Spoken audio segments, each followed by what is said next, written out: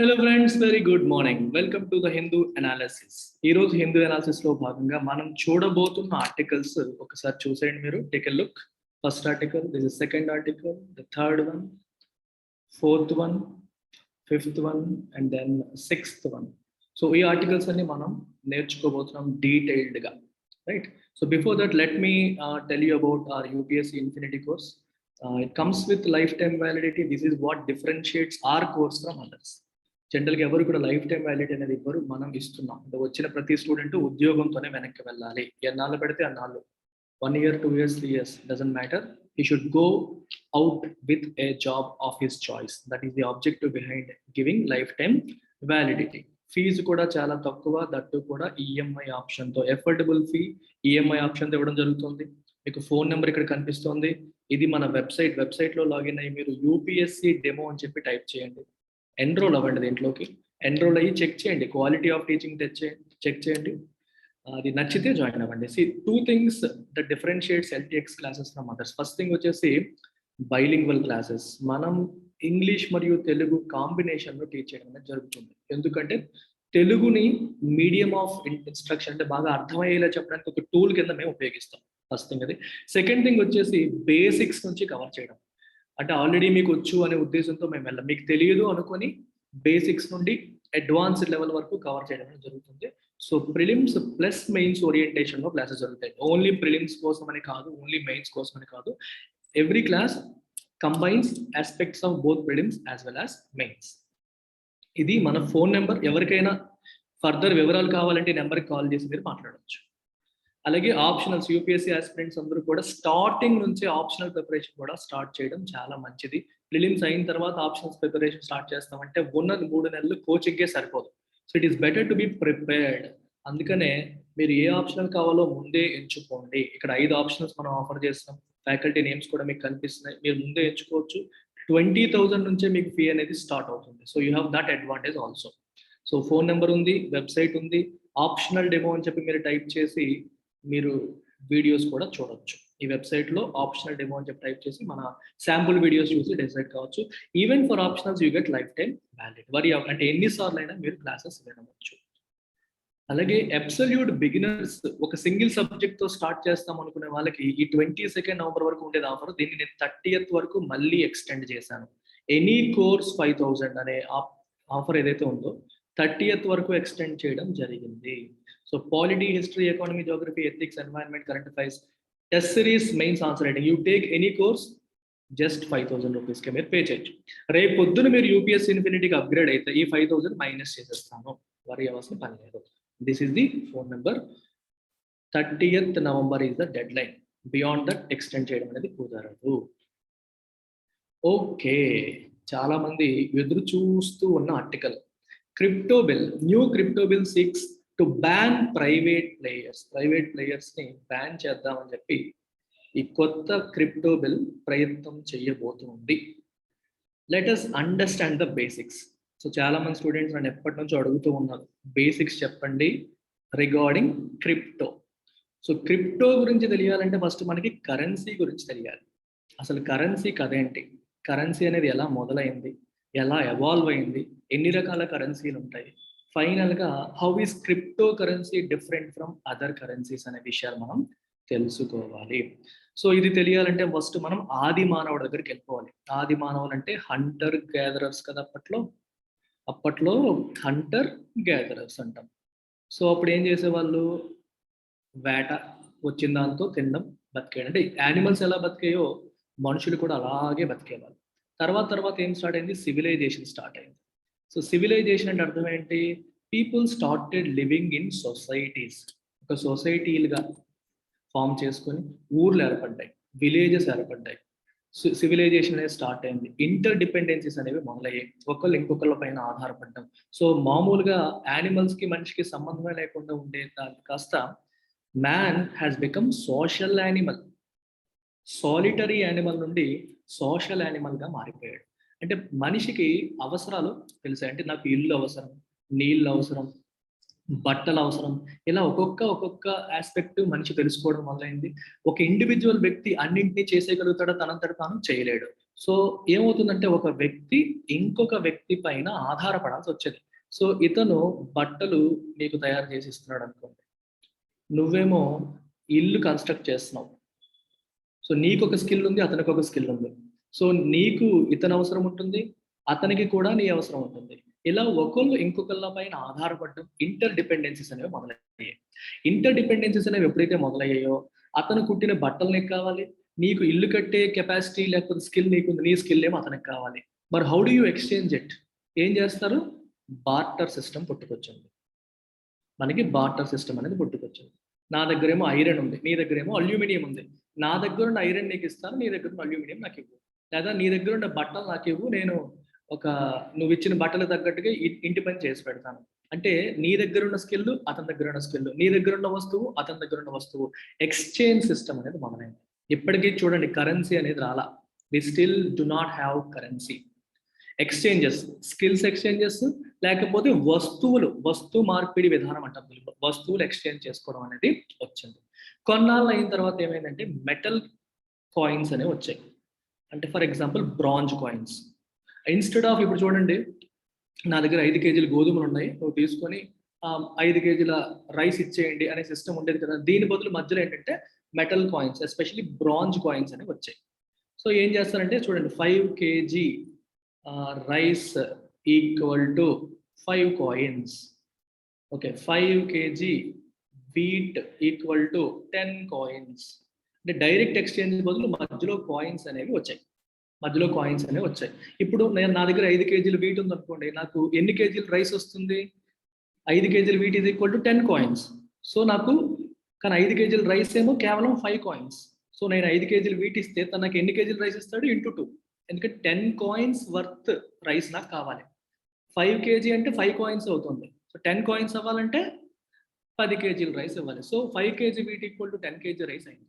ఈ రకంగా మధ్యలో మెటల్ కాయిన్స్ ఎంటర్ అయ్యాయి. ఓన్లీ బార్టర్ సిస్టమ్ నుంచి, direct exchange of goods and services నుంచి మధ్యలో ఒక ఇంటర్మీడియరీ వచ్చింది, మెటల్ కాయిన్స్ వచ్చాయి. అయితే ఒక విషయాన్ని మీరు గుర్తించాలి, మెటల్ కాయిన్ కి ఇంట్రిన్సిక్ వాల్యూ ఉందా లేదా అంటే మీరు ఏం చెప్తారు? ఉంది. What is intrinsic value? అంటే ఒక కాయిన్ 5 కేజీల కాయిన్, 5 కాయిన్లు ఈక్వల్ టు 5 కేజీల రైస్ అని తీసేయండి. అది తీసేసి ఓన్లీ ఒక కాయిన్ ఇచ్చాను అనుకోండి, దానికంటూ వాల్యూ ఉందా లేదా అని అడిగితే ఉంది. ఎందుకంటే బ్రాంజ్ ఈజ్ ఎ మెటల్, అది ఉపయోగపడేది. ఇప్పుడు ఒక గోల్డ్ కాయిన్ మీకు ఇచ్చానమ్మా, ఒక గోల్డ్ కాయిన్ మీకు ఇచ్చినప్పుడు దాని వాల్యూ ఉందా లేదా ఏమంటారు? Yes, gold is valuable. అంటే the coin itself has value. మీకు అర్థమవుతుందా? Coin itself has value. అదే మీరు 5 రూపాయల నోట్ ఇచ్చారు అనుకోండి, ఇది మీకు ఎక్కడ ఎక్స్చేంజ్ అంటే మీకు ఏదైనా వస్తువులు కొనడానికి అది పనికొస్తుంది. అది ఏ వస్తువులు కొనడానికి పనికిరాదని నేను చెప్పాను అనుకోండి, దానికి ఏదైనా వాల్యూ ఉందా? లేదు. మీకు బెస్ట్ ఎగ్జాంపుల్ చెప్తాను, డిమానిటైజేషన్ అయిపోయిందిగా. పాత 500 రూపాయల నోటు ఈరోజు తీసుకురండి, ఎక్కడన్నా ఇవ్వండి, అది చెల్లుతుందా? చెల్లదు. మరి ఆ నోటు దేనికన్నా నీకు పనికొస్తుందా? పనికిరాదు. అంటే అర్థం ఏంటి? ఇప్పుడు మనం యూజ్ చేస్తున్న ఈ కరెన్సీలకి ఇంట్రిన్సిక్ వాల్యూ లేదు. అర్థమవుతుందా మీకు?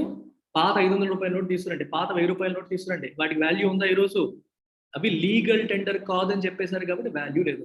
Which means they do not have intrinsic value. అదే గోల్డ్ కాయిన్ తీసుకొచ్చారు అనుకోండి, దానికి ఎప్పుడూ వాల్యూ ఉంటుంది.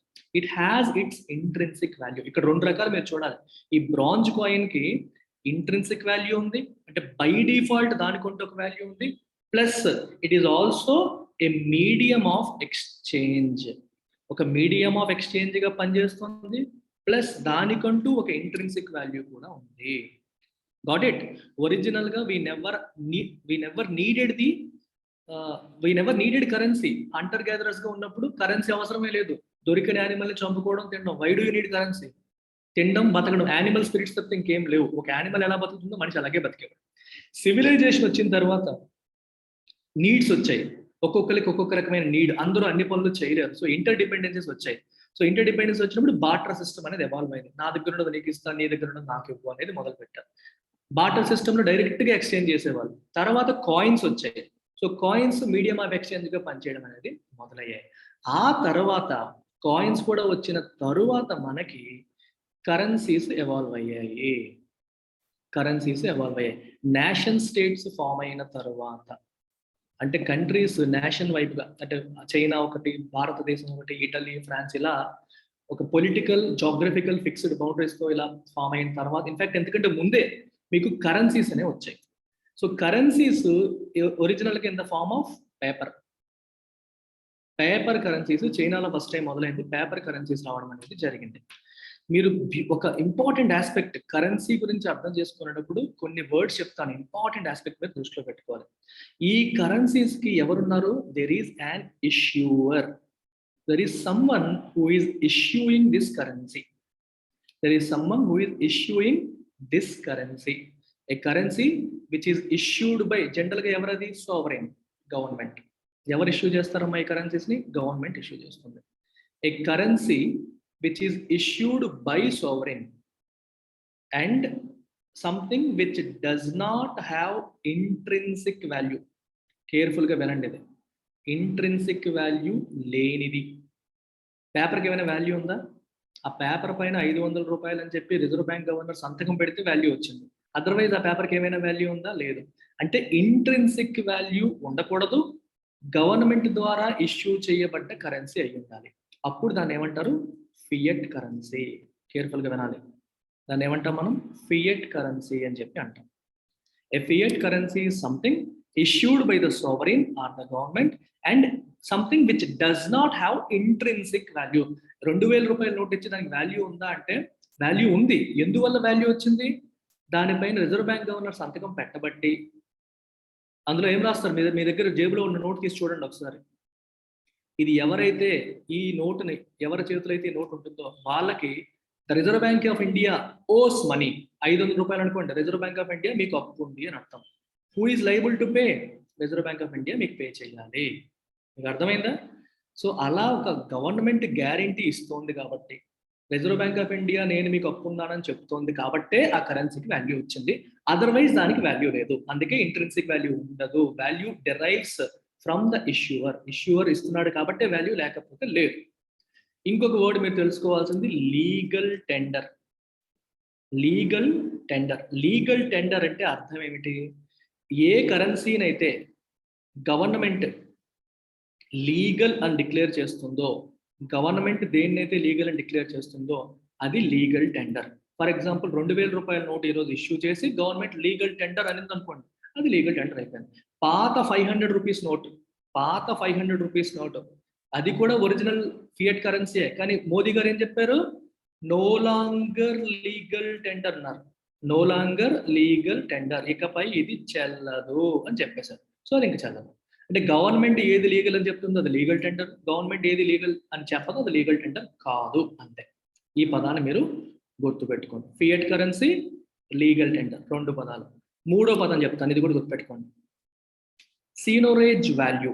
సీనోరేజ్. సీనోరేజ్ అంటే అర్థం ఏంటంటే, ఒక మీకు ఎగ్జాంపుల్ చెప్తే అర్థమైపోతుంది. ఇప్పుడు 2000 రూపాయల నోట్ ఉంది, 2000 rupees note. 2000 rupees note print చేయడానికి గవర్నమెంట్కి కొంత ఖర్చు అయి ఉంటుంది. ప్రింటింగ్ కాస్ట్, పేపర్ కాస్ట్, ఆ కలరు, రంగులు అన్నిటికీ కలిపి లెటర్స్ ఒక 5 రూపాయలు ఖర్చు అయింది అనుకోండి గవర్నమెంట్కి. ఈ 5 రూపాయల కాస్ట్ ఆఫ్ ప్రింటింగ్కి దాని యాక్చువల్ వాల్యూ బయట లీగల్ వాల్యూ ఎంత? 2000కి. రెండింటికి మధ్య డిఫరెన్స్ ఎంత? 1995 rupees. This is called seigniorage. అర్థమైందా? The difference between its market value and the cost of printing. So ఈ బెనిఫిట్ ఎవరికి వెళ్తుంది? గవర్నమెంట్కి వెళ్తుంది, లేదా ఇష్యూవర్కి వెళ్తుంది. సో సీనోరేజ్ అంటే the value, the difference between cost of printing and it's value. రెండింటికి ఉన్న డిఫరెన్స్ సీనోరేజ్ వాల్యూ అని చెప్పి మనం అంటాం. So remember these 3 things. ఒకసారి రివైజ్ చేస్తున్నాను. Fiat currency, a currency issued by the government and something that doesn't have intrinsic value. Second thing, legal tender. Any currency declared legal tender, declared legal by the government is legal tender. ఈ రోజు మన దగ్గర ఉన్న rupee 2000 రూపాయల నోట్లు ఇవన్నీ legal tenders. అంటే government direct issue చేస్తుంది, it says it is legal tender అయిపోయింది. ఇప్పుడు ఈ రోజు ఉన్న క్రిప్టో కరెన్సీస్ ఫర్ ఎగ్జాంపుల్ ఉన్నాయి. క్రిప్టో కరెన్సీని గవర్నమెంట్ లీగల్ టెండర్ అని డిక్లేర్ చేయొచ్చు, although it is not issued by the government. If the government declares it is legal tender, crypto currency కూడా లీగల్ టెండర్ అయిపోతుంది. కానీ గవర్నమెంట్ లీగల్ టెండర్ చేద్దాం అనుకోవట్లేదు, ban చేద్దాం అనుకుంటుంది. ఓకే, ఫియట్ నుంచి మనం మెల్లగా క్రిప్టో వైపు వెళ్దాం. ఫియట్ నుంచి క్రిప్టో వైపు వెళ్దాం. కేర్ఫుల్గా వినాలి మీరు. ఫియట్ అర్థమైతేనే క్రిప్టో అర్థమవుతుంది. ఫియట్ అండ్ క్రిప్టో కేర్ఫుల్గా వినాలి. సో ఫియట్ కరెన్సీలో ఇష్యూవర్ ఉన్నారా? Yes. Is it centralized? Yes. Is it regulated? Yes. Is there anyone who is liable? Liable అంటే ఈ నోటుకి ఎవరు, నా దగ్గర 2000 రూపాయల నోటు ఉంది, నాకు ఎవరు ఇస్తారు, నా ఈ 2000 ఎవరు ఇస్తారు, ఆ 2000కి వాల్యూ ఎందుకు వచ్చింది? Because RBI says we're liable to pay you. ఈ ఎవరైతే హోల్డర్ ఈ నోట్ని హోల్డ్ చేస్తున్నాడో వాడికి మేము అప్పు ఉన్నామని చెప్పి ఆర్బీఐ చెప్తుంది కాబట్టే దానికి వాల్యూ ఉంది. So లయబులా?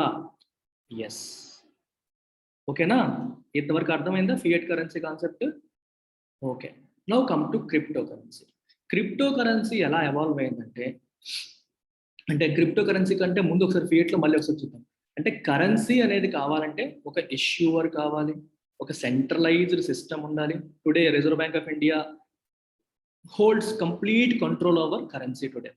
Everything is centralized. So ఈ రోజు కరెన్సీ ఇన్ సర్క్యులేషన్ పెరగాలన్నా వాళ్ళ చేతిలో ఉంటుంది, కరెన్సీ ఇన్ సర్క్యులేషన్ తగ్గించాలన్నా వాళ్ళ చేతిలో ఉంటుంది. It is completely regulated. ఏది ఎప్పుడు డిమానిటైజ్ చేయాలన్నా వాళ్ళ చేతిలో ఉంటుంది, లేదు దాన్ని ఇంకొక కొత్త నోట్ తీసుకురావాలన్నా వాళ్ళ చేతిలో ఉంటుంది. అండ్ ఇవన్నీ చేస్తున్నందుకు వాళ్ళ లయబిలిటీ కూడా తీసుకుంటారు. So we're liable to pay you అని కూడా ఖచ్చితంగా వాళ్ళు చెప్తారు. ఇది ఫియట్ కరెన్సీస్లో. క్రిప్టో కాన్సెప్ట్ ఎందుకు వచ్చిందంటే, వై గివ్ సమ్వన్ ఎల్స్, అంటే గవర్నమెంట్కి ఎందుకు అంత పవర్ ఇవ్వాలి? ఇప్పుడు గవర్నమెంట్ ఏం చేస్తుందంటే కరెన్సీని ఇష్టం వచ్చినట్టు ప్రింట్ చేయాలంటే చేసేస్తుంది. ఫర్ ఎగ్జాంపుల్ వెనిజులా తీసుకోండి, ఇష్టం వచ్చినట్టు కరెన్సీని ప్రింట్ చేసి పారేసింది. ఇష్టం వచ్చినట్టు అడ్డదిడ్డంగా కరెన్సీని ప్రింట్ చేయడం వల్ల ఏమైంది? వెనిజులాలో ఇన్ఫ్లేషన్ పెరిగిపోయింది బాగా. ఇన్ఫ్లేషన్ అనేది బాగా పెరిగిపోయింది. ఇన్ఫ్లేషన్ బాగా పెరిగితే ఏమవుతుంది? పర్చేసింగ్ పవర్ అనేది తగ్గిపోతుంది. కరెన్సీ యొక్క పర్చేసింగ్ పవర్ తగ్గిపోతుంది.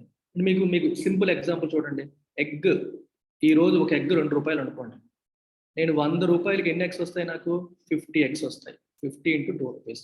అదే ఎగ్ 5 రూపాయలు అయ్యింది అనుకోండి, అంటే ఇప్పుడు ఏమైంది? ఇన్ఫ్లేషన్, ధరలు పెరిగిపోయాయి.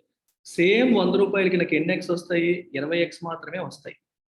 అంటే నా పర్చేసింగ్ పవర్ తగ్గిపోయిందా లేదా? ఒకప్పుడు ఆ 100 రూపాయలతో 50 గుడ్లు కొనేవాడిని, ఇప్పుడు అదే 100 రూపాయలతో 20 గుడ్లు మాత్రమే కొంటున్నాను. అంటే నీకు కరెన్సీ చూడడానికి 100 రూపాయలనే కనిపిస్తుంది, కానీ దాని పవర్, కరెన్సీ నోట్తో తినేయం కదా, దాంతో వస్తువులు కొనుక్కొని తింటాం. ఆ కొనే వస్తువుల యొక్క ధర ఎప్పుడైతే నీకు పెరిగిపోయిందో పర్చేసింగ్ పవర్ తగ్గిపోయింది. సో ఇన్ఫ్లేషన్ పెరిగితే ఏమవుతుంది? నీకు కరెన్సీ యొక్క వాల్యూ తగ్గిపోతుంది. ఈ కరెన్సీ తగ్గిపోవడంలో నీ పాత్ర ఏమన్నా ఉందా? లేదు. నేనే తప్పు చేయలేదు, నేను కష్టపడి సంపాదించుకున్నాను, కానీ నేను సంపాదించుకున్న కరెన్సీ వాల్యూ గవర్నమెంట్ డిసైడ్ చేసేస్తుంది. గవర్నమెంట్ చేసిన తప్పుడు పాలసీల వల్ల నా కరెన్సీ తగ్గిపోయింది అనే ఫీలింగ్ మనకు రావడం అనేది సహజం. అంటే మనం ఎంతగా ఆలోచించాం, కానీ దట్ ఈస్ ద రియాలిటీ. అంటే నా చేతిలో ఉన్న కరెన్సీ యొక్క కంట్రోల్ నా చేతిలో లేదు, ప్రభుత్వం డిసైడ్ చేస్తుంది. ఏది పని చేస్తుంది, ఏది పని చేయదు, దాని వాల్యూ ఎంత, everything is being decided by the government. So గవర్నమెంట్కి నచ్చితే ఇష్టం వచ్చినట్టు కరెన్సీని ప్రింట్ చేసుకుని వెళ్ళిపోవచ్చు, అప్పుడు నా చేతిలో ఉన్న కరెన్సీ వాల్యూ కూడా తగ్గిపోవచ్చు అనే భయం నాకు వెంటాడుతూ ఉంటుంది. అలాగే ఒక వ్యక్తి ఇంకొక వ్యక్తికి మనీ ట్రాన్స్ఫర్ చేయాలి అనుకోండి, if you wants to transfer money, 2 మార్గాలు. చేతిలో కరెన్సీ ఉంటే, క్యాష్ ఉంటే డైరెక్ట్గా ఇచ్చేస్తాడు, that is the best way, risk లేని వే. ఎదురుగా మనిషి దగ్గరికి వెళ్ళి నీ దగ్గర ఉన్న పేపర్ కరెన్సీ తీసుకెళ్ళి ఇచ్చేయడం. లేకపోతే you have to depend on third party. ఇవన్నీ ఎందుకు చెప్తున్నాను? క్రిప్టో అర్థం కావాలంటే మీకు ఇవన్నీ అర్థం కావాలి. సో ఈరోజు నేను ఒకరికి ట్రాన్స్ఫర్ చేయాలంటే ఎలా చేస్తాను? నాకు ఒక బ్యాంక్ అకౌంట్ ఉండాలి, వాడికి ఒక బ్యాంక్ అకౌంట్ ఉండాలి. సో నా బ్యాంక్ నుండి వాడికి ట్రాన్స్ఫర్ చేస్తాను. So I'm depending on a third party system which is called bank. ఆ బ్యాంక్ పైన నేను డిపెండ్ అయ్యి మనీని ట్రాన్స్ఫర్ చేస్తున్నాను. ఈ డిపెండ్ అయ్యే క్రమంలో బ్యాంకులో ఏమైనా ప్రాబ్లమ్స్ వచ్చాయనుకోండి, సాఫ్ట్వేర్ ప్రాబ్లమ్స్ కానీ వేరే కానీ ఏమైనా వచ్చాయనుకోండి, ఏమవుతుంది? సెటిల్మెంట్ రిస్క్ వస్తుంది. అంటే బ్యాంక్ ఏమైనా తప్పు చేసినా సరే, ఏదైనా ఇష్యూస్ వచ్చినా సరే, డిస్ప్యూట్స్ వచ్చే అవకాశం ఉంటుంది. ఇమీడియట్గా ఇప్పుడు చూడండి, ఎదురుగా క్యాష్ ఇచ్చేసినంత సుఖం ఏది కాదు కదా. పలానా రామారావు కృష్ణారావు డబ్బులు ఇవ్వాలి, 1000 రూపాయల నోట్ తీసుకెళ్ళి 2000 రూపాయల నోట్ తీసుకెళ్ళి ఇచ్చేసాడు, అన్నిటికంటే సుఖం అది. కానీ రామారావు కృష్ణారావు ఎదురుగా లేకపోతే అప్పుడు బ్యాంక్ ట్రాన్స్ఫర్ చేస్తారు. కొన్నిసార్లు మనకి మీ డబ్బులు మాకు పడలేదంటాడు, ఆయన పడిందంటాడు, ఇక్కడేమో డిడక్ట్ అయిపోయింది అంటాడు, అక్కడేమో పడలేదంటారు. ఇలాంటి ఇష్యూస్ మనం చూస్తూ ఉంటాం. సో దీన్ని ఏమంటారు? సెటిల్మెంట్ రిస్క్ అని చెప్పి. అంటే సెటిల్మెంట్ రిస్క్ ఎందుకు వస్తుంది? We're depending upon a third party to transfer money. So revise చేస్తున్నాను. ఫియట్ కరెన్సీలో ప్రాబ్లమ్స్ ఏంటి? Issued by government, controlled by government, centralize system. Also transfers కావాలంటే థర్డ్ పార్టీ మీద ఆధారపడాలి. థర్డ్ పార్టీ మీద ఆధారపడడం వల్ల సెటిల్మెంట్ రిస్క్ అనేది వస్తుంది, రైట్? అలాగే గవర్నమెంట్ చేతిలో మొత్తం ఉండడం వల్ల ఇష్టం వచ్చినట్టు గవర్నమెంట్ ప్రింట్ చేసే అవకాశం ఉంది. నేను కష్టపడి సంపాదించుకున్న డబ్బు వాల్యూ తగ్గిపోయే అవకాశం కూడా ఉంది. ఎందువల్ల? ఇన్ఫ్లేషన్ వల్ల. మనీ ఇన్ సర్క్యులేషన్ పెరిగిపోతే ఇన్ఫ్లేషన్ పెరిగిపోతుంది. ఇన్ఫ్లేషన్ పెడితే పర్చేసింగ్ పవర్ తగ్గిపోతుంది. దానివల్ల నా కరెన్సీ యొక్క వాల్యూ తగ్గిపోతుంది. ఇలాంటివన్నీ ఆలోచించి people came out with the concept of crypto currency instead of government. మధ్యలో గవర్నమెంట్ అనే కాన్సెప్ట్ ఎందుకు ఉండాలి? నువ్వు నేను మాట్లాడుకుంటున్నాం. Why should we be dependent on government? Government పైన డిపెండ్ అవ్వకుండా why not depend on technology? Technology మీద డిపెండ్ అవుదాం. అందుకే పియర్ టు పియర్ టెక్నాలజీ అని చెప్పి తీసుకొచ్చారు. Peer to peer technology. So మీకు దీనికోసం ఉపయోగించే టెక్నాలజీ జనరల్గా blockchain technology. I'm not getting in to the details of blockchain technology today. Details మనకి అవసరం లేదు. అది ఇంకోసారి సెపరేట్గా బ్లాక్ చైన్ టెక్నాలజీ ఏంటి, ఎలా ఫంక్షన్ చేస్తుందని చూద్దాం. అంటే గవర్నమెంట్ అవసరం లేకుండా టెక్నాలజీ బేసిస్ మీద, అర్థమైందా? గవర్నమెంట్ అవసరం లేకుండా టెక్నాలజీ బేసిస్ మీద మనం why not create a currency అనే ఐడియా నుంచి క్రిప్టో కరెన్సీలు వచ్చాయి. అలా వచ్చిన మొట్టమొదటి currency bitcoin. Bitcoin. ఇప్పుడు బిట్ కాయిన్ లేదా క్రిప్టో కరెన్సీకి ఇష్యూర్ ఎవరు అంటే ఎవరు ఉండరు. సో ఈజ్ ఇట్ సెంట్రలైజ్డ్ అంటే నో, ఇట్ ఈస్ డీసెంట్రలైజ్డ్. ఒకళ్ళ ద్వారా జరగదు, ఒకళ్ళు దీనికి లయబుల్ కాదు. Is it regulated? Not regulated. Is there anyone liable? No one is liable. ఆ 2000 రూపాయల నోట్ ఉండి నేను వెళ్ళి అడిగాను అనుకో, ఎవరు లయబుల్ అంటే ఆర్బీఐ అంటాను. దగ్గర బిట్ కాయిన్ ఉంది, ఎవరు లయబుల్ అంటే ఆన్సర్ లేదు. There is no one liable. Bitcoin ఇస్తే పలానా బ్యాంకు పలానా గవర్నమెంట్ నీకు డబ్బులు ఇవ్వాలంటే గ్యారంటీ లేదు. దానికి ఇష్యూర్ అనేవాడు లేడు. సెంట్రలైజ్డ్ కాదు, రెగ్యులేటెడ్ కాదు, లయబుల్ కాదు. మరి బిట్ కాయిన్ వల్ల అడ్వాంటేజ్ ఏంటి? ఎందుకు బిట్ కాయిన్ తీసుకురావాల్సి వచ్చింది? ఇప్పుడు సప్లై తీసుకోండి. ఫియట్ కరెన్సీ సప్లై అనేది అన్లిమిటెడ్, గవర్నమెంట్ ఇష్టం, ఎప్పుడు ఎంత కావాలంటే అంత సప్లై చేసేస్తుంది. కానీ బిట్ కాయిన్కి వచ్చేసరికి limited. You cannot create bit coins as you want. ఎందుకంటే ఒక సింగిల్ పర్సన్ చేతిలో లేదు. అర్థమైందా? ఒక సింగిల్ ఇష్యూవర్ లేడు కాబట్టి ఇష్టం వచ్చినట్టు బిట్ కాయిన్స్ వచ్చేస్తాయంటే రావు. మరి దేని మీద డిపెండ్ అవుతుందంటే technology. Underlying technology will decide. ఆ టెక్నాలజీ బట్టి, ట్రాన్సాక్షన్స్ అయ్యే క్రమం బట్టి కొత్త బిట్ కాయిన్స్ ఎన్ని పుట్టాలనేది వస్తుంది. వాళ్ళు ఆ బిట్ కాయిన్ టెక్నాలజీని తయారు చేసే వాళ్ళు ఉంటారు తప్పితే బిట్ కాయిన్ ఇష్యూ చేసే వాళ్ళు ఉంటారు. There could be someone who develops the technology, but there is no one who is issuing the bitcoin. So ఏ ఒక్కడి చేతిలో కూడా లేదు నేను ఒక 100 బిట్ కాయిన్ ఇష్యూ చేస్తానడానికి అవ్వదు. అంటే కొత్త బిట్ కాయిన్స్ క్రియేట్ చేయడం అనేది మన చేతిలో లేదు. అది ఎలా డిసైడ్ అవుతుందంటే ఒక అల్గారిథం బట్టి, టెక్నాలజీ బట్టి డిసైడ్ అవుతుంది, రైట్? దానికి ఒక పద్ధతి, ఈ టెక్నాలజికల్ కొన్ని ప్రాబ్లమ్స్ ఉంటాయి, మీకు ఆ ప్రాబ్లమ్ అల్గారిథమ్స్ ఉంటాయి. మీరు ఆ ప్రాబ్లమ్ సాల్వ్ చేస్తే కొత్త బిట్ కాయిన్స్ పుట్టుకొస్తాయి. అంతేగాని ఒక మనిషి కావాలి. ఇప్పుడు చూడండి, మోదీ గారు అనుకుంటే 1,00,000 కోట్లు ప్రింట్ చేసేయచ్చు. It is not possible in bit coin. So దీనివల్ల అడ్వాంటేజ్ ఏంటంటే నా కరెన్సీ వాల్యూని వేరే వాళ్ళు డిసైడ్ చేయరు. ఐ నో మీకు డౌట్స్ వస్తాయి, సార్ బిట్ కాయిన్కి ఇష్యూవర్ లేడు, సెంట్రలైజ్డ్ కాదంటున్నారు అంటే ఒక వ్యక్తి ఒక చోట సెంట్రలైజ్డ్ కాదనేది ఈ పాయింట్ చూడండి, ఇంపార్టెంట్ పాయింట్. మనకి ఫియట్ కరెన్సీలో ఏం మాట్లాడడం, వయా బ్యాంక్స్ వెళ్తాయి అంటున్నాం. థర్డ్ పార్టీ బ్యాంక్ అనేది థర్డ్ పార్టీ ఉంది, బ్యాంక్ ద్వారా ట్రాన్స్ఫర్ జరుగుతుంది. బిట్ కాయిన్ లో డైరెక్ట్ ట్రాన్స్ఫర్, వ్యక్తికి మధ్యలో డైరెక్ట్ గా ట్రాన్స్ఫర్ జరుగుతుంది. సో సెటిల్మెంట్ రిస్క్ లేదు, నో సెటిల్మెంట్ రిస్క్. మధ్యలో బ్యాంక్ సర్వర్ పోయింది, బొంగు పోయింది, భోషానం పోయింది అనేది లేదు. మధ్యలో ఎవరు ఉండడు, నువ్వు ఎవరి మీద ఆధారపడట్లేదు. So there are no transaction cost, ఎవరికి నువ్వేం పే చేయక్కర్లేదు. ఒక బిట్ కాయిన్, నీ దగ్గర బిట్ కాయిన్స్ ఉన్నాయి, వాడి దగ్గర బిట్ కాయిన్స్ ఉన్నాయి, ఒకరికొకరు షేర్ చేసుకోవచ్చు. కంప్లీట్ గా ఆన్లైన్. బిట్ కాయిన్, ఈ క్రిప్టో కరెన్సీ, బిట్ కాయిన్ అనేది one example of crypto currency. Bitcoins కాకుండా ఇంకా చాలా ఉన్నాయి. బిట్ కాయిన్ అనేది ఫస్ట్ వచ్చిన క్రిప్టో కరెన్సీ అనమాట. క్రిప్టో అనే పదం ఎందుకు వాడారు? It is based on cryptography. Cryptography అంటే completely encrypted technology, completely encrypted అనమాట. అంటే ఒక వ్యక్తిని ఆ బిట్ కాయిన్ ఎలా డిస్క్రైబ్ చేస్తారు? Based on a code. Bitcoin, నీ దగ్గర ఉన్న బిట్ కాయిన్ ఎలా డిస్క్రైబ్ చేస్తారు? ఒక కోడ్ ద్వారా, ఒక పేపర్ ద్వారా కాదు, ఒక డిజిటల్ కోడ్ ద్వారా డిస్క్రైబ్ చేయడం జరుగుతుంది. అది ఎవరైనా చూడగలుగుతారా? చూడలేరు. It is completely encrypted. మరి ఒక ట్రాన్సాక్షన్ సక్సెస్ అయిందా ఫెయిల్ అయిందా ఎలా తెలుస్తుంది? అగైన్ పీపుల్, ఈ బిట్ కాయిన్ లెడ్జర్ లో డిస్ట్రిబ్యూటెడ్ లెడ్జర్ అని చెప్పంటాం. So there are so many people who are interconnected. దీన్ని పియర్ టు పియర్ నెట్వర్క్ అని ఇవన్నీ ఎందుకు అంటున్నాం? ఇలా చాలా మంది ఇంటర్ కనెక్ట్ అయి ఉంటారు. అంటే people who are holding bitcoins. వీళ్ళందరూ ఎవరెవరైతే బిట్ కాయిన్స్ హోల్డ్ చేస్తున్నారో వాళ్ళంతా అన్నమాట. సో పలానా వ్యక్తి ట్రాన్స్ఫర్ చేశాడు అనుకోండి, and others will approve it. ఒక ఇండివిజువల్ బ్యాంక్ అప్రూవ్ చేయదు, మిగిలిన వాళ్ళు అప్రూవ్ చేస్తారు. That is how the technology is design. Technology ఆ రకంగా డిజైన్ అయింది. అంటే థర్డ్ పార్టీ పైన, గవర్నమెంట్ పైన, బ్యాంకుల పైన డిపెండ్ అవ్వకుండా ఓన్లీ టెక్నాలజీ పైన ఎవరెవరైతే బిట్ కాయిన్ హోల్డ్ చేస్తున్నారో వాళ్ళ మీద మాత్రమే డిపెండ్ అయ్యేటట్టు. అందుకే పియర్ టు పియర్ అంటున్నాం, పియర్ టు పియర్ అని చెప్పి అంటున్నాం. బయట ప్రభుత్వాల పైన, థర్డ్ పార్టీస్ పైన డిపెండ్ అవ్వకుండా ఎవరైతే ఈ కరెన్సీని హోల్డ్ చేస్తున్నారో వాళ్ళ మీద మాత్రమే డిపెండ్ అయ్యేలాగా డిజైన్ చేయబడ్డ technology based currency is bit coin. I hope you have understood. ఇది ఎలా జరుగుతుంది అనే క్వశ్చన్స్ మీకు వస్తాయి. That is completely technical. We have to deal it in a separate class లో డీల్ చేస్తాను. But I want you to understand crypto coin are crypto currency in comparison to fiat currency. మీరు fiat కరెన్సీతో compare చేసుకొని అర్థం చేసుకోండి. UPSC point of వ్యూలో that is what you need to understand. Whether it is regulated, not regulated, whether it is issued, not issued, whether it is centralized, decentralized. Decentralized అనే పదం ఎందుకు పెట్టాను? ఒకళ్ళ చేతిలో లేదు. ఇప్పుడు ఒక ట్రాన్సాక్షన్ ఎవరు అప్రూవ్ చేస్తారంటే ఒక పర్సన్ అప్రూవ్ చేస్తాడు, ఎవరు ఇష్యూ చేస్తాడు అతను ఇష్యూ చేస్తాడు, లేదు.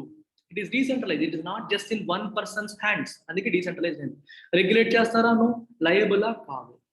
ఇమీడియట్ గా నెక్స్ట్ క్వశ్చన్, సార్ మరి ఇవేవి లేనప్పుడు దానికి వాల్యూ ఎలా వస్తుంది? Value arises from acceptance. అంటే అర్థం ఏంటి? నేను క్రిప్టో కరెన్సీ కాన్సెప్ట్ తో కనెక్ట్ అయ్యాను అనుకోండి, ఇదేదో బాగుంది, గవర్నమెంట్ తో సంబంధం లేకుండా ఐ కెన్ హోల్డ్ సంథింగ్, నా దగ్గర ఉన్న కరెన్సీని గవర్నమెంట్ ఏ రకంగా ఇన్ఫ్లుయెన్స్ చేయలేదు అనే లాజిక్ నాకు బాగా నచ్చి, ఈ ట్రాన్స్ఫర్స్ అన్ని కూడా సెటిల్మెంట్ రిస్క్ లేదు, డైరెక్ట్ గా చేసుకోవచ్చు అనే దానికి నేను ఫిక్స్ అయ్యాను అనుకోండి, I will buy bit coin. అలా ఎక్కువ మంది దీన్ని యాక్సెప్ట్ చేసే కొద్దీ more and more people will start buying it, will start accepting it. ఎక్కువ మంది ప్రజల చేతుల్లోకి బిట్ కాయిన్స్ వస్తే shops they will start accepting it. ఇప్పుడు నువ్వు వాల్మార్ట్కి వెళ్ళావు, ఇప్పుడు పీపుల్ అందరి చేతిలో బిట్ కాయిన్స్ ఉన్నాయి. మామూలుగా వాల్మార్ట్ వాడు ఒకటి చేతిలో బిట్ కాయిన్ ఉందనుకో, నేను బిట్ కాయిన్ యాక్సెప్ట్ చేయనని చెప్పేస్తాడు, బాగానే ఉంటుంది. అందరి చేతిలో బిట్ కాయిన్స్ ఉన్నాయి. So you can take bit coin, నువ్వు యాక్సెప్ట్ చేసి నీ దగ్గర ఉన్న వస్తువులు వాడికి ఇచ్చేయచ్చు. అట్ ద సేమ్ టైం వేరే వాడికి ఇచ్చినప్పుడు నువ్వు బిట్ కాయిన్తో పేమెంట్ చేయొచ్చు, ఎందుకంటే హీఈస్ రెడీ టు యాక్సెప్ట్. మీకు అర్థమవుతుందా? వెన్ పీపుల్, ఎకానమీ, సిస్టంలో ఉన్న షాపులు, మనుషులు అందరూ కాయిన్ యాక్సెప్ట్ చేసేటప్పుడు గవర్నమెంట్ యాక్సెప్ట్ చేస్తే ఏంటి, చేయకపోతే ఏంటి? So it doesn't depend on the government. Are you getting it? This is the crux of the story. If everybody starts accepting it, then no worry about the government అనేది concept. అయితే governments ఎందుకు worry అవుతున్నాయి? బాబోయ్ ఇదేంటిది, మన చేతుల్లో control లేదు, వీళ్ళు ఇష్టం వచ్చిన ట్రాన్సాక్షన్ చేసుకెళ్ళిపోతున్నారు. ఎలా అయితే గవర్నమెంట్, సెంట్రల్ బ్యాంక్స్ వాడి యొక్క రిలవెన్స్ ని కోల్పోతాయి. రేపు పొద్దున్న రూపీస్ లో ట్రాన్సాక్షన్స్ అవడం మానేసి బిట్ కాయిన్స్ లోనో ఈ వేరే కాయిన్స్ లోనో ట్రాన్సాక్షన్స్ అవుతున్నాయి అనుకోండి, who will care about government? How can the government control monetary policy? ఇవేమీ కంట్రోల్ చేయలేదు. అందుకని ఇప్పుడు ఇండియన్ గవర్నమెంట్ ఏం చేస్తుందంటే ఈ క్రిప్టో కరెన్సీస్ ని బ్యాన్ చేస్తాము. So they are not legal tender in India. So ఇండియాలో ఈ ట్రాన్సాక్షన్స్ చేయకండి అంటే గవర్నమెంట్ ఏం చేయగలుగుతుంది? గవర్నమెంట్ బ్యాన్ చేస్తుందంటే అర్థం చేసుకోండి, సింపుల్ థింగ్ ఇది. When the government is banning, that means నువ్వు ఇన్కమ్ ట్యాక్స్ కట్టావు, ఇన్కమ్ ట్యాక్స్ రూపాయల్లోనే కట్టాలి, బిట్ కాయిన్స్ లో కడితే నేను యాక్సెప్ట్ చేయను అని అర్థం. ప్రాపర్టీ ట్యాక్స్ కట్టాలి, రూపాయల్లోనే కట్టాలి, బిట్ కాయిన్ లో కడితే నేను యాక్సెప్ట్ చేయను అంటే గవర్నమెంట్ విల్ నాట్ యాక్సెప్ట్. ఒక ప్రైవేట్ వ్యక్తి యాక్సెప్ట్ చేస్తే నువ్వు ఆపలేవు, ప్రైవేట్ వ్యక్తి నువ్వు యాక్సెప్ట్ చేస్తే నువ్వు ఆపలేవు. So you can ban it from accepting as government payment. Government payment కింద నువ్వు ఆపగలుగుతావు, కానీ ప్రైవేట్ వ్యక్తులు చేస్తే నువ్వు ఆపలేవు. This is the concept. So now government wants to ban this crypto currencies all together.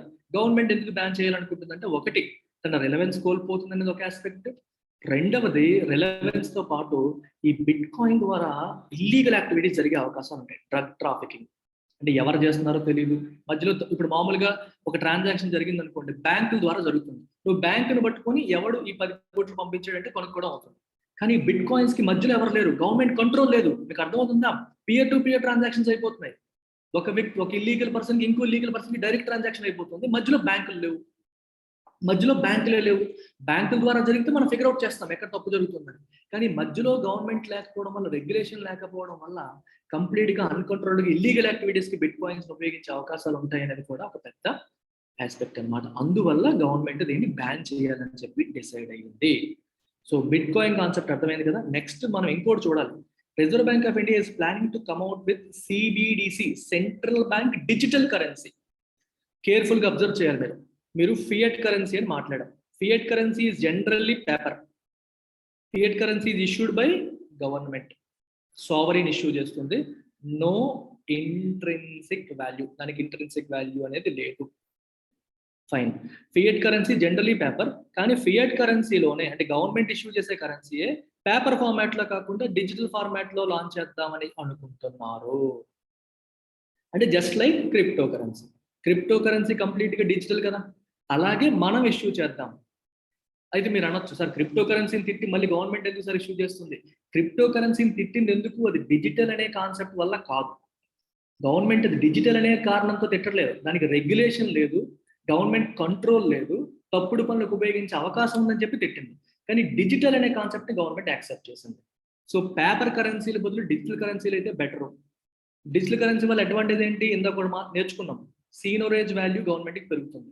ఎందుకంటే డిజిటల్ కరెన్సీ క్రియేట్ చేయడానికి ఖర్చు తక్కువ. పేపర్ కరెన్సీకి కొంత, ఇప్పుడు 2000 రూపాయల నోట్ గురించి చెప్పాను ఇందాక, 5 రూపాయలు ఖర్చు అయింది అనుకోండి, ఈ రెండింటి మధ్యలో డిఫరెన్స్ గవర్నమెంట్ లాభం. అలాగే డిజిటల్కి వచ్చేసరికి 1 రూపాయి ఖర్చు అయింది అనుకోండి, అంటే ఒక సాఫ్ట్వేర్కి వాటన్నిటికి 1999 రూపీస్ లాభం వస్తుంది. సో సీనోరేజ్ అనేది ఈ రెండింటికి డిఫరెన్స్ కదా, అది గవర్నమెంట్కి పెరిగింది. డిజిటల్ కరెన్సీస్ వల్ల సీనోరేజ్ వాల్యూ అనేది గవర్నమెంట్కి పెరుగుతుంది అనమాట.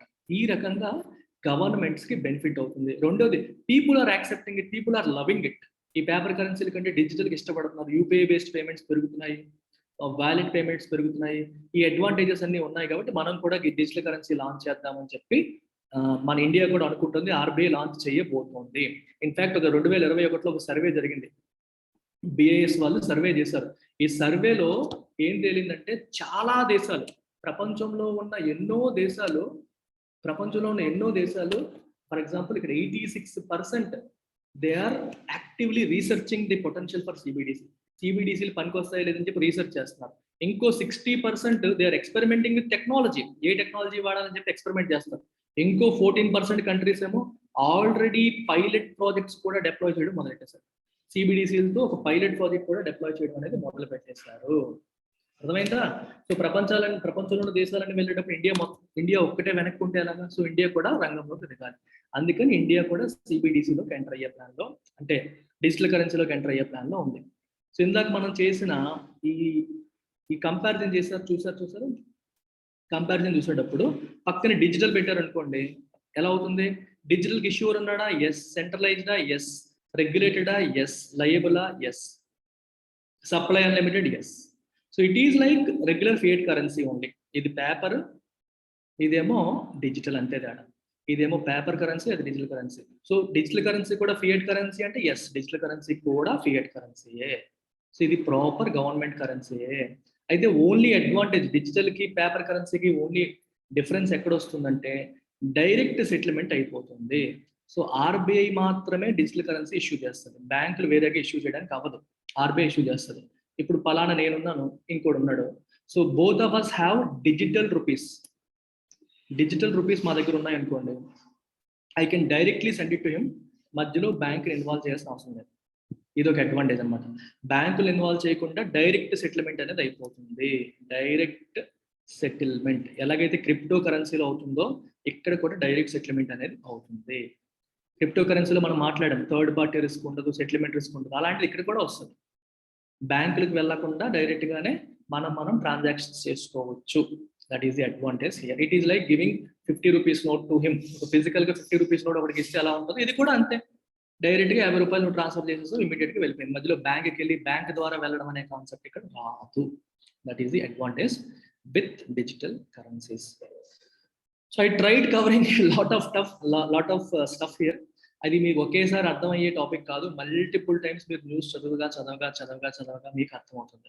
సో ఈ ప్రైవేట్ ప్లేయర్స్ ని ఎప్పుడు బ్యాన్ చేయాలి అని చెప్పి క్రిప్టో బిల్ గవర్నమెంట్ ప్రవేశపెట్టాలనుకుంటుంది. ఇక్కడ బిల్ పేరు కూడా మీరు చూడండి, the crypto currency and regulation of official digital currency bill 2021. So కొత్త డిజిటల్ కరెన్సీ గవర్నమెంట్ ఇష్యూ చేయాలనుకుంటోంది. At the same time crypto కరెన్సీని బ్యాన్ చేద్దామని కూడా ఫిక్స్ అయింది. So this is the concept. అంటే క్రిప్టో కరెన్సీని బ్యాన్ చేయడం కాదు, ప్రైవేట్ ప్లేయర్స్ ఇష్యూ చేసే క్రిప్టో కరెన్సీని బ్యాన్ చేస్తారు. సో నెక్స్ట్ ఆర్టికల్ ఇవాళ మనం చూడబోయేది India US commit to linking economies across sector. So మీకు best way to understand this article is to read my editorial analysis. Go through today's editorial analysis, చాలా డీటెయిల్డ్గా cover చేశాను. ఇందులో ఇప్పుడు మీకు పైన చెప్తాను. సో బేసిక్గా ఏం జరుగుతుందంటే, ఇండియాకి యుఎస్కి మధ్యలో చాలా రోజుల తర్వాత చాలా గ్యాప్ వచ్చేసింది. ఆల్మోస్ట్ 4 years అయిపోయింది మీటింగ్ జరిగి. ఇప్పుడు మళ్ళీ ట్రేడ్ పాలసీ ఫోరం అని చెప్పి మళ్ళీ స్టార్ట్ చేశారు. సో 2 దేశాల యొక్క యుఎస్ ట్రేడ్ రిప్రజెంటేటివ్ కూడా, ఈయన మన commerce and industry minister Piyush Goyal, ఇద్దరి మధ్యలో మీటింగ్ అనేది జరిగింది. ఈ మీటింగ్ లో ఏ అంశాల గురించి డిస్కస్ చేశారు చూడండి. ఈ ట్రేడ్ పాలసీ ఫోరం ని మళ్ళీ యాక్టివేట్ చేసి agriculture, non agriculture goods, services, investment, intellectual property ఇలాంటి అంశాల గురించి ఫ్రీక్వెంట్ గా డిస్కస్ చేద్దాము, మ్యూచువల్లీ బెనిఫిషియర్ మేనర్ లో డిస్కస్ చేద్దామని చెప్పి డిసైడ్ అయ్యారు. అలాగే జిఎస్పి అనే కాన్సెప్ట్ ఉండేది, జనరలైజ్డ్ సిస్టమ్ ఆఫ్ ప్రిఫరెన్సెస్. అంటే అర్థం ఏంటంటే, యునైటెడ్ స్టేట్స్ ఆఫ్ అమెరికాకి ఎవరైనా ఎక్స్పోర్ట్ చేస్తే, ఎటువంటి కంట్రీస్, డెవలపింగ్ కంట్రీస్ లేదా పేద దేశాలు, డెవలపింగ్ కంట్రీస్ మరియు పూర్ కంట్రీస్ నుంచి ఎక్స్పోర్ట్స్ ఏమైనా వస్తే దానిపైన టారిఫ్ వేయకుండా, దానిపైన సుంకాలు వేయకుండా కొన్ని దేశాలకి GSP status United states of America ఇస్తుంది. అది ఏ దేశం అయితే జిఎస్పి స్టేటస్ ఉంటుందో ఆ దేశం నుంచి వెళ్ళే సెలెక్టెడ్ ఎక్స్పోర్ట్స్ కి వాళ్ళు సుంకాలు వేయరు, అంటే ఇంపోర్ట్ చేసినప్పుడు వాళ్ళు ట్యాక్స్లు వేయరు అనమాట. దానివల్ల మన ఎక్స్పోర్టర్స్ కి బెనిఫిట్ అవుతుంది. అన్ఫార్చునేట్లీ ట్రంప్ హయాంలో ఏం చేశారంటే ఇండియాకి జిఎస్పి స్టేటస్ తీసేశారు. ఇప్పుడు మళ్ళీ జిఎస్పి స్టేటస్ తీయడంతోనే గొడవలన్నీ మొదలయ్యాయి. ఎప్పుడైతే ఇండియాకి జిఎస్పి స్టేటస్ తీసేశారో మన వాళ్ళు ఏం చేశారంటే, మేము కూడా మీరు పంపించే వస్తువులపైన మేము ఇంపోర్ట్ టారిఫ్స్ వేస్తామని చెప్పి మన వాళ్ళు గొడవ చేయడం మొదలుపెట్టారు. సో ఇలా ఇండియాకి యుఎస్కి మధ్యలో రిలేషన్స్ అనేవి బాగా పాడైపోయాయి. ఇప్పుడు మళ్ళీ రెస్టోర్ చేయడం కోసం ప్రయత్నాలు జరుగుతున్నాయి. సో జిఎస్పి స్టేటస్ రెస్టోర్ చేయమని అడిగారు, వాళ్ళు కూడా ఆలోచిస్తామని చెప్తున్నారు. అలాగే మార్కెట్ యాక్సెస్ చూడండి, ఇక్కడ ఇండియాలో ఉన్న మ్యాంగోస్ కి, గ్రేప్స్ కి, పోమోగ్రెనేట్స్ కి యుఎస్ మార్కెట్ కి యాక్సెస్ ఇవ్వండి అని చెప్పి అడిగారు. అమెరికా వాళ్ళు కూడా మేము మీకు చెర్రీస్ మేము పండిస్తాం, మా చెర్రీస్ మీ దేశంలో ఇంపోర్ట్ చేసుకోండి, పోర్క్ ప్రొడక్ట్స్ ఇంపోర్ట్ చేసుకోండి అని చెప్పి అమెరికా వాళ్ళు అడిగారు. ఈ 2 మాట్లాడుకున్నారు. ఫస్ట్ దీంతో మనకి స్టార్ట్ అవుతుంది. అలాగే అగ్రికల్చర్, నాన్ అగ్రికల్చర్ గుడ్స్ వీటన్నిటి గురించి డిస్కస్ చేయడం అనేది మొదలు పెడతారు. ఐటీ వర్కర్స్ సంబంధించిన ఇష్యూస్ కూడా డిస్కస్ చేద్దామని డిసైడ్ అయ్యారు. ఇలా చాలా అంశాలు. I strongly recommend you to go through today's editorial analysis. I have covered lot of basics తో సహా దీనికి అవసరమైన పదజాలం అంతా ఎక్స్ప్లెయిన్ చేసి మరీ చెప్పాను. So please go through today's editorial. So next article NABFID. NABFID అంటే ఏంటి, ఫుల్ ఫామ్ ఏంటి ఒకసారి చూసేయండి. ఫుల్ ఫామ్ చూసిన తర్వాత మీకు దీనికి అదేంటో చెప్తాను. The National Bank for Financing Infrastructure and Development, NABFID, National Bank for Financing Infrastructure and Development. So beautiful concept. It is a development finance institution. It is a development finance institution. How is it different from bank? Let's look at it. ఒకసారి ఒక bank concept చూద్దాం. First bank ఉంది, bank కి deposits రూపంలో డబ్బులు వస్తాయి, loans రూపంలో bank నుంచి కార్పొరేట్స్ కి డబ్బులు వెళ్తాయి. డిపాజిట్స్ జనరల్ గా అప్ టు 5 years ఉంటాయి, 0 to 5 years. కానీ లోన్స్ ఇచ్చేటప్పుడు మీరు నార్మల్ చిన్న కంపెనీస్కి అయితే 5 years, less than 5 years time పీరియడ్తో మనం ఇచ్చేస్తాం, బాగానే ఉంది. కానీ బిగ్ ఇన్ఫ్రా ప్రాజెక్ట్స్ తీసుకోండి, big infra projects like dams కానీ, పెద్ద మెట్రో రైల్ కానీ, లేకపోతే పవర్ లైన్స్ కానీ, ఇట్లాంటి ప్రాజెక్ట్స్ చేసేటప్పుడు వాటి కన్స్ట్రక్షన్ యాక్టివిటీస్ కంప్లీట్ అవ్వడానికే చాలా టైం పట్టేస్తుంది. కన్స్ట్రక్షన్ కంప్లీట్ అయిన తర్వాత వాటి నుంచి మనీ జనరేట్ అవ్వడం, వాటి నుంచి తిరిగి డబ్బులు రావడం మొదలయ్యేసరికి ఇంకా టైం పట్టేస్తుంది. సో వీటికి మనకి గ్రేటర్ దాన్ 10 years టైం పడుతుంది. సో ఆ కంపెనీలు బ్యాంక్ దగ్గర లోన్ తీసుకునేటప్పుడు, ఫర్ ఎగ్జాంపుల్ L&T తీసుకోండి, L&T వాడు బ్యాంక్ దగ్గర లోన్ తీసుకునేటప్పుడు ఎన్ని సంవత్సరాలు అడుగుతాడు? మోర్ దాన్ 10 years నాకు టైం ఇవ్వంటే రీపే చేయడానికి ఇమీడియట్గా నేను ఇవ్వలేను, ఎందుకంటే నా ప్రాజెక్ట్ కంప్లీట్ అవ్వడానికి 4-5 ఏళ్ళు పట్టేస్తుంది, మళ్ళీ దాని నుంచి డబ్బులు రావాలి, నేను బ్రేక్ ఈవెన్ అవ్వాలి. సో నాకు 10 years పైన టైం ఫ్రేమ్ ఇస్తే కానీ నేను మీకు ఇవ్వలేనని చెప్పి అడుగుతారు. ఇక్కడ ప్రాబ్లం ఎక్కడ వస్తుంది? ఎసెట్ లోన్స్ ని బ్యాంక్ పాయింట్ ఆఫ్ వ్యూలో మనం ఏమంటాం ఎసెట్స్ అంటాం, ఎందుకంటే లోన్స్ ద్వారా బ్యాంకులకు ఆదాయం వస్తుంది కాబట్టి loan is called asset. Deposits ఏమంటాం లయబిలిటీస్ అంటాం. లయబిలిటీస్ యొక్క టైం పీరియడ్ ఏమో 5 years ఉంది, ఎసెట్ యొక్క టైం పీరియడ్ ఏమో 10 years ప్లస్ అయిపోతుంది. దీన్నే ALM అంటారు, ఎసెట్ లయబిలిటీ మిస్ మ్యాచ్. అంటే నువ్వు ఇచ్చిన లోన్ మీద నీకు డబ్బులు రావడానికి ఏమో 10 ఏళ్ళు 15 ఏళ్ళు పట్టేస్తుంది, నువ్వు తీసుకున్న డిపాజిట్లకి నువ్వేమో 5 ఏళ్లలో పే చేయాలి. అంటే నువ్వు ఇచ్చిన డబ్బులు నీకు వస్తాయి, ఇక్కడ ఎప్పుడో వస్తాయి, కానీ నువ్వు డిపాజిట్లకి వెంటనే ఇవ్వాలి. అర్థమవుతుందా? దీన్ని అసెట్ లయబిలిటీ మిస్ మ్యాచ్ అని చెప్పి అంటారు. అందువల్ల బ్యాంక్స్ ఏంటంటే అంత లాంగ్ పీరియడ్ కి లోన్స్ ఇవ్వడానికి ఇష్టపడవు. This is a problem. ఈ ప్రాబ్లమ్ ని రిజాల్వ్ చేయడం కోసమనే this concept called DFIs emerged, development finance institutions. ఈ డెవలప్మెంట్ ఫినాన్స్ ఇన్స్టిట్యూషన్ అనేవి ఎక్స్క్లూజివ్లీ ఇన్ఫ్రాస్ట్రక్చర్ ప్రాజెక్ట్స్ ని సపోర్ట్ చేయడం కోసం ఏర్పాటు చేయబడ్డ సంస్థలు. ఓకే, ఇంతకు ముందు ICICI ఒరిజినల్గా వచ్చినప్పుడు ఒక డెవలప్మెంట్ ఫినాన్షియల్ ఇన్స్టిట్యూషన్, తర్వాత అది బ్యాంక్ గా మారిపోయింది. 1990s లో DFIs అనే ఉండేవి. అయితే బ్యాంకులు ఎప్పుడైతే ఎక్కువ అయ్యాయో, సర్లే బ్యాంకులు ఈ పని కూడా చూసుకుంటాయని చెప్పి గవర్నమెంట్ వీటిని డిస్కంటిన్యూ చేసేసింది. ఇప్పుడు ఏమైందంటే బ్యాంకులు ఇన్ఫ్రాస్ట్రక్చర్ సెక్టర్ కి సరిపడా సపోర్ట్ చేయలేకపోతున్నాయని చెప్పి మళ్ళీ గవర్నమెంట్ ఇప్పుడు NABFID తీసుకొచ్చింది, national bank for financing infrastructure and development ని తీసుకొచ్చింది. మరి how is it different from banks? Banks కి దీనికి డిఫరెన్స్ ఏంటి? బ్యాంకులు డిపాజిట్స్ ని యాక్సెప్ట్ చేస్తాయి, అంతేనా? Banks get money from deposits, తర్వాత వాటిని లోన్స్ రూపంలో ఇస్తాయి. కానీ NABFID డజంట్ యాక్సెప్ట్ డిపాజిట్స్. ఒక ట్రెడిషనల్ బ్యాంక్ లాగా డిపాజిట్స్ తీసుకోదు. మరి NABFID డబ్బులు ఎక్కడి నుంచి వస్తాయి? It gets money from government of India, grants రూపంలో. అంటే గవర్నమెంట్ ఫ్రీగా గ్రాంట్ రూపంలో 5,000 కోట్లు 10,000 కోట్లు అలా ఇస్తుంది. అలాగే multilateral institutions like World Bank, IMF ఇట్లాంటి వాళ్ళు వీళ్ళకి లోన్ రూపంలో డబ్బులు ఇస్తారు. So it takes loans from World Bank and IMF and then extends loans to these corporate companies which are supporting infrastructure projects. అర్థమైందా మీకు? వరల్డ్ బ్యాంక్ IMF వాటి నుంచి లోన్స్ తీసుకుంటుంది, అవసరమైతే RBI దగ్గర లోన్ తీసుకుంటుంది, లేకపోతే NABFID వాళ్ళు they can issue bonds issue చేస్తారు. 10-year బాండ్ ఇష్యూ చేశారు అనుకోండి, 10-year బాండ్ ఇష్యూ చేస్తే ఆబ్వియస్లీ దానిపైన ఒక 8% ఇంట్రెస్ట్ లేకపోతే ఎంతో పే చేస్తామని చెప్పి they might issue bonds. So bonds issue చేయడం వల్ల anybody who is willing to buy they can buy. Okay, they can buy these bonds. So అలా బాండ్స్ ఇష్యూ చేసినప్పుడు కూడా వీళ్ళకి మనీ వస్తుంది. అంటే instead of taking deposits they can raise money via bonds, or they can take loans from World Bank or International Monetary Fund or Asian Development Bank, లేదా government దగ్గర కూడా loan తీసుకోవచ్చు, లేదా బ్యాంకుల దగ్గర కూడా లోన్ తీసుకోవచ్చు. They can take loans from బ్యాంకుల దగ్గర లోన్ తీసుకోవచ్చు. ఇలా తీసుకొని వీళ్ళు L&T లేకపోతే ఇలాంటి పెద్ద పెద్ద ఇన్ఫ్రాస్ట్రక్చర్ కంపెనీస్ కి long term loans 10 years 15 years 30 years 20 years ఎక్కువ పీరియడ్ కి లోన్స్ ఇస్తారనమాట. అయితే ఇది ఒకటేనా వీళ్ళు చేసేదంటే? ఇది ఒకటే కాదు. దీంతో పాటు దే విల్ ఆల్సో ఇలాంటి ఇన్ఫ్రా ప్రాజెక్ట్స్ కి సంబంధించి లోన్స్ ఇచ్చేటప్పుడు ఏ అంశాలని పరిగణలోకి తీసుకోవాలి అనే అంశాలపైన వేరే వాళ్ళకి ట్రైనింగ్ కూడా ఇస్తారు. ఫర్ ఎగ్జాంపుల్ ICICI బ్యాంక్ ఉంది. ICICI బ్యాంక్ ఒక పెద్ద ప్రాజెక్ట్ వచ్చింది, లోన్ కావాలని చెప్పి వచ్చారు. ICICI బ్యాంక్ ఇవ్వాలని ఉంది, కానీ భయం. ఏ అంశాలను పరిగణలోకి తీసుకోవాలి? ఈ ప్రాజెక్ట్ యొక్క వైబిలిటీ ఏంటి? ప్రాజెక్ట్ వర్కౌట్ అవుతుందా, వర్కౌట్ అవ్వదా, నేను ఇచ్చాక అది NPAగా మారిపోతుందని భయం ఉంది. ఎవాల్యుయేట్ చేయడమో ICICI బ్యాంక్ తెలియట్లేదు. It can take the help of NABFID. It will help them with evaluation of the project. In big infrastructure projects కి ఎలా ఎవాల్యుయేట్ చేయాలి, వాళ్ళ ప్రాజెక్ట్ సరిగ్గా ఉందా లేదా ఎలా తెలుసుకోవాలి అనే అంశాల్లో వాళ్ళ నాలెడ్జ్ ట్రాన్స్ఫర్ కూడా చేస్తారు. అంటే ఇన్ఫ్రాస్ట్రక్చర్ సెగ్మెంట్ ని సపోర్ట్ చేయడం అనేది ఉద్దేశం.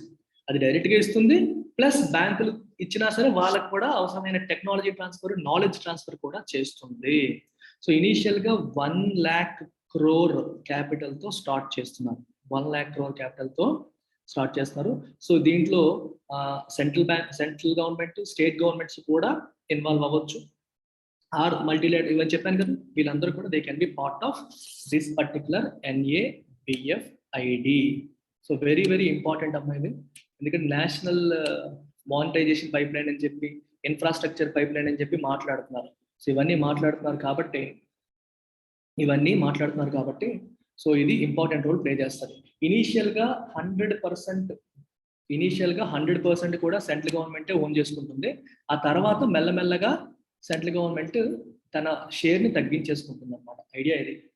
ఎవరెవరు ఉంటారంటే ఇనీషియల్ గా సెంట్రల్ గవర్నమెంటే, ఆ తర్వాత 100% నుంచి సెంట్రల్ గవర్నమెంట్ తన యొక్క షేర్ ని 26% కి తగ్గించుకుంటుంది. మెల్లమెల్లగా షేర్స్ వేరే వాళ్ళకి అమ్ముతుంది. This is the concept of NABFID. You need to understand asset liability mismatch concept. అది అర్థమైతే మీకు ఇది అర్థమవుతుంది. As simple as that. So ఇప్పుడు ఏం చెప్పారు, 190 ప్రాజెక్ట్స్ కి లోన్స్ ఇవ్వడం అనేది మొదలు పెడతారు. It is going to start operations అని చెప్పారు. సో ఇది కదా, అంతకంటే ఏం లేదు. బ్యాక్గ్రౌండ్ అంతా మీకు చెప్పేశాను. ప్రతిదానికి కూడా 1000 crores పైన ఉన్న ప్రాజెక్ట్స్ అనమాట. వీటన్నిటికీ ఇవ్వడం మొదలు పెడుతున్నారు లోన్స్. ఓహ్, నెక్స్ట్ న్యూస్ వచ్చేసి Indian bonds rupee weaken on Powell's new term at Fed. ఒకసారి ఆలోచించండి, ఇది చాలా ఇంట్రెస్టింగ్ కాన్సెప్ట్. ఇప్పుడు ఫెడ్ అంటే ఫెడరల్ రిజర్వ్. ఫెడ్ అంటే ఏంటి? Federal Reserve. ఇది ఎక్కడ ఉంది? అమెరికాలో ఉంది. ఇది అమెరికన్ సెంట్రల్ బ్యాంక్. సో ఇక్కడ పోవెల్ అనే వ్యక్తి మనకి ఇండియాకి శక్తికాంత దాస్ లాగా ఫెడరల్ రిజర్వ్కి ఈయన హెడ్గా ఉన్నాడు. సో దిస్ పర్సన్, ఈ పోవెల్ ఎవరైతే ఉన్నాడో ఈయన హీఈస్ హాకిష్. చాలా ఇంపార్టెంట్ పదాలు వస్తాయి ఇప్పుడు. హాకిష్ స్టాన్స్ తీసుకోబోతున్నాడని చెప్పి బయట టాక్. హాకిష్ స్టాన్స్ అంటే అర్థం ఏంటి? సెంట్రల్ బ్యాంక్ గవర్నర్స్ ఇన్ఫ్లేషన్ని కంట్రోల్ చేస్తారు.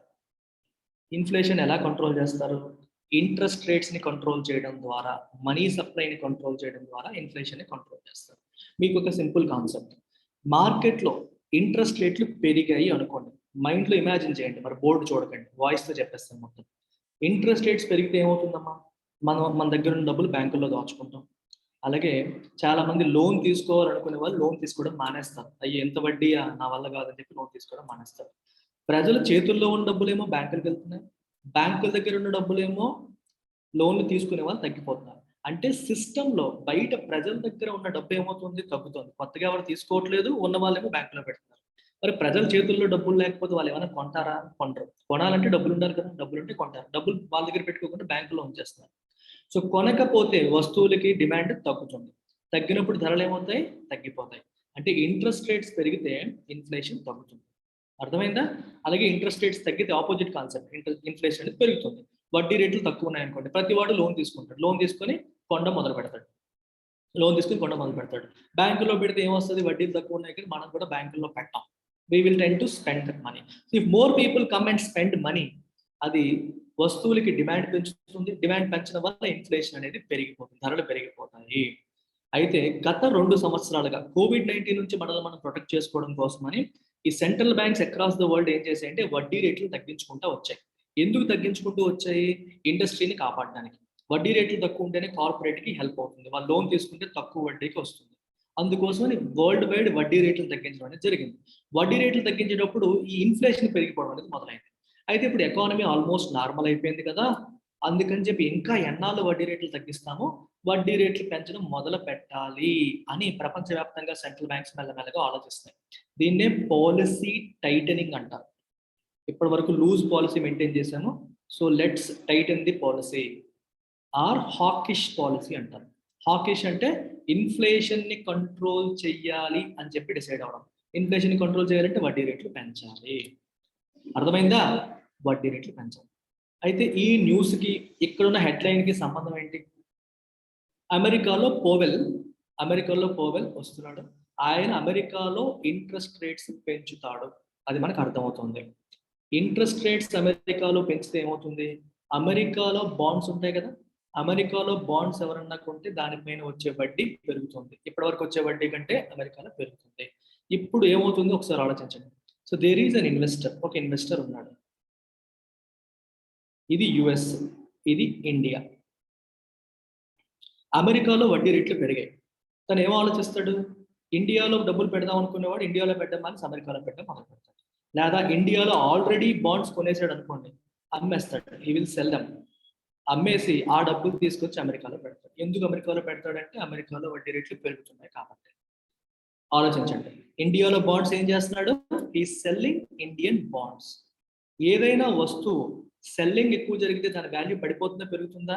తగ్గిపోతుంది. అదే రాశారు. Indian bonds weaken. ఎందువల్ల? సెల్లింగ్ ప్రెజర్ పెరిగింది. ఎందుకు సెల్లింగ్ ప్రెజర్ పెరిగింది? America is becoming more attractive. ఎందుకు అట్రాక్టివ్ అయింది? అమెరికాలో వడ్డీ రేట్లు పెరుగుతున్నాయి. ఎందుకు పెరుగుతున్నాయి? పోవెల్ మళ్ళీ కొత్త టర్మ్ స్టార్ట్ అవుతుంది. ఎందుకు? ఎక్స్టెన్షన్ ఇచ్చారు. తను హాకీ స్టాండ్స్ ఫాలో అవుతారని చెప్పి అందరూ ఫిక్స్ అయ్యారు. హాకీష్ అంటే monetary policy, titling policy. So interest rates పెంచే పాలసీ. ఆయన పెంచుతాడు కాబట్టి America will become more attractive. చేతిలో డబ్బులు పెట్టుకుందామని ఇండియాలో ఉన్న బాండ్స్ కొన్న వాళ్ళందరూ అమ్మడం మొదలు పెట్టారు. ఎప్పుడైతే అమ్మడం మొదలు పెడతారో బాండ్ వాల్యూ తగ్గిపోతుంది. అలాగే రూపీ కూడా వీకెన్ అయిపోతుంది. ఎందుకు? కరెన్సీ ఇండియా నుంచి బయటికి వెళ్ళిపోతుంది. మీరు ఆలోచించండి, ఇండియాలో బాండ్ అమ్మాడు. ఇండియాలో బాండ్ అమ్మినప్పుడు తనకి డబ్బులు ఏ రూపంలో వస్తాయి? రూపాయి రూపంలో వస్తాయి. తనకి రూపాయలు అమెరికాలో పనికి వస్తాయా? పనికిరావు. ఆ రూపాయలు అమ్మేసి డాలర్లు తీసుకుంటాడు. ఏమమ్ముతున్నాడు? తను రూపాయలు అమ్మేస్తున్నాడు. రూపాయలు అమ్మేయడం ద్వారా డాలర్లు తెచ్చుకుంటున్నాడు.